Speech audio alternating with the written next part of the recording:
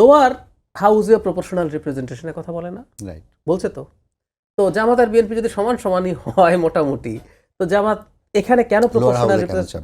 তার মানে হচ্ছে জামাত জানে ও আসলে ফার্স্ট পাস দ্য পোস্টের যে সিস্টেম সেটা সে জিতবে না, ভালো করবে না।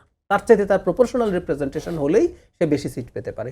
তারও তো নিশ্চয়ই ধারণা আছে, জরিপ আছে, প্রত্যেকটা দল তার মতো করে। আমি যতদূর জানি বিএনপিও জরিপ করছে তার মতো করে। তো ব্যাপারটা এইরকমই। আমি আসলে সত্যিই জানি না যে 50%-এর মতো। আমি একটা উদাহরণ দিই, ধরুন তরুণ ভোটাররা নতুন করে এসছেন, সেটা একটা ইস্যু, কিন্তু বিএনপির তো একটা ভোটার পার্সেন্টেজ ছিল, মানে ওই মানুষ, মানে আওয়ামী লীগ এই দেশটাকে ধ্বংস করে যাওয়ার পরও বিরাট সংখ্যার লোক এখনো আওয়ামী লীগ।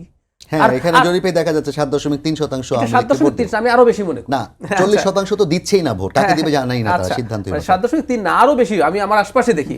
আর বিএনপির লোকজনের, বিএনপি কি অপরাধ করে ফেললো যে আমরা এখন আর বিএনপিকে ভোট দেবো? তো হার্ডকোর ভোটার ছিল অ্যারাউন্ড 30%।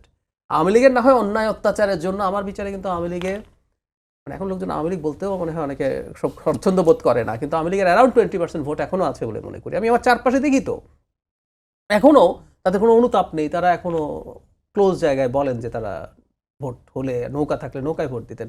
তো আওয়ামী লীগে ছাড়ছে না এত কিছুর পর, বিএনপি লোকজন ছেড়ে দেবে?